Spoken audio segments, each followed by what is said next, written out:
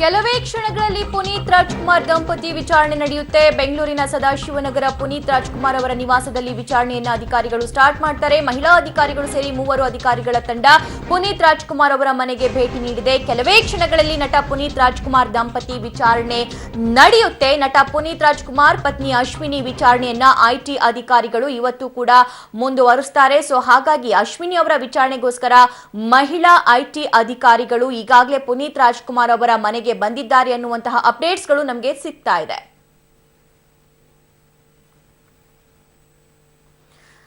ಪುನೀತ್ ರಾಜ್ಕುಮಾರ್ ನಿವಾಸದಿಂದ ನಮ್ಮ ಪ್ರತಿನಿಧಿ Muralidhar live updates ಕೊಡೋಕೆ ರೆಡಿಯಾಗಿದ್ದಾರೆ. ಇನ್ನೇನು ಕೆಲವೇ ಕ್ಷಣಗಳಲ್ಲಿ ಪುನೀತ್ ರಾಜ್ಕುಮಾರ್ ದಂಪತಿ ವಿಚಾರಣೆ ನಡೆಯುತ್ತೆ ಅನ್ನುವಂತಹ ಮಾಹಿತಿ ಇದೆ ಮುರಳಿ. ಅಂದ್ರೆ ಒಟ್ಟಿಗೆ ಕೂರಿಸಿ ವಿಚಾರಣೆಯನ್ನ ಮಾಡ್ತಾರಾ ಅಥವಾ ಸಪರೇಟ್ ಆಗಿ ವಿಚಾರಣೆ ಮಾಡುವಂತಹ ಸಾಧ್ಯತೆ ಇದೆಯಾ?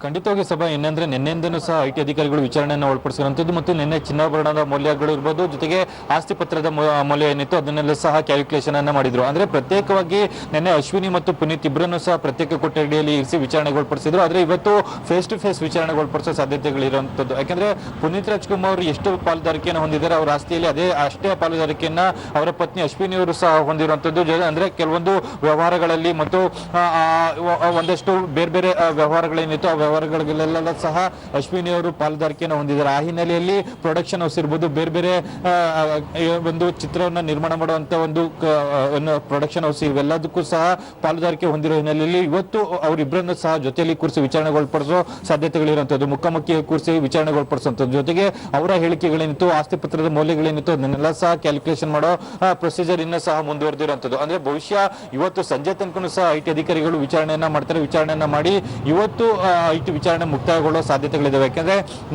ನಿನ್ನೆ ರಾತ್ರಿ ಸರಿಸುಮಾರು ರಾತ್ರಿ 11:30 ತನಕ ಸಹ ಪುನೀತ್ ರಾಜ್ಕುಮಾರ್ ಅವರ ಮನೆಯಲ್ಲಿ ವಿಚಾರಣೆಯನ್ನ ಮಾಡಿದ್ರು. ಜೊತೆಗೆ ಚಿನ್ನಾಭರಣ ಮೌಲ್ಯವನ್ನು ಸಹ ಮಾಡಿದಂಥದ್ದು. ಅಂದ್ರೆ ಇವತ್ತು ಆಸ್ತಿ ಪತ್ರಗಳಿಗೆ ಸಂಬಂಧಪಟ್ಟಂತೆ ಐಟಿ ಅಧಿಕಾರಿಗಳಿಂದ ಒಂದಷ್ಟು ಪ್ರಶ್ನಾವಳಿಗಳಿರ್ತವೆ. ಪ್ರಶ್ನಾವಳಿಗಳಿಗೆ ಸ್ಪಷ್ಟೀಕರಣವನ್ನು ಸಹ ಪಡೆದುಕೊಳ್ಳುವಂತದ್ದು. ಆ ಹಿನ್ನೆಲೆಯಲ್ಲಿ ಇವತ್ತು ಬೆಳಗ್ಗೆ 9 ಗಂಟೆಯಿಂದ ಈಗಷ್ಟೇ ಅವರ ಇಬ್ಬರ ವಿಚಾರಣೆಯನ್ನು ಸಹ ಪ್ರಾರಂಭವಾಗಿರುವಂತದ್ದು. ಸಭಾ ಜೊತೆಗೆ ಬೇರೆ ಅಧಿಕಾರಿಗಳು ಕೂಡ ಬೆಳಗ್ಗೆ ಬಂದಿದ್ದಾರೆ ಅನ್ನುವಂತಹ ಮಾಹಿತಿ ಇದೆ. ಎಷ್ಟು ಅಧಿಕಾರಿಗಳು ಹೆಚ್ಚುವರಿಯಾಗಿ ಬಂದಿದ್ದಾರೆ ಪುನೀತ್ ರಾಜ್ಕುಮಾರ್ ಅವರ ಮನೆಗೆ? ಸಭಾ ಏನಂದ್ರೆ ನಿನ್ನೆ 20 ಅಧಿಕಾರಿಗಳು ವಿಚಾರಣೆಯನ್ನ ಮಾಡ್ತಾ ಇದ್ರು. 20 ಅಧಿಕಾರಿಗಳು ವಿಚಾರಣೆ ಮಾಡೋ ಸಂದರ್ಭದಲ್ಲಿ ನಿನ್ನೆ ಸಂಜೆ ಸರಿಸುಮಾರು 4 ರಿಂದ 5 ಗಂಟೆ ಸಂದರ್ಭದಲ್ಲಿ 5 ಜನ ಅಧಿಕಾರಿಗಳು ಹೊರಗಡೆ ಹೋಗಿದ್ದಂಥದ್ದು.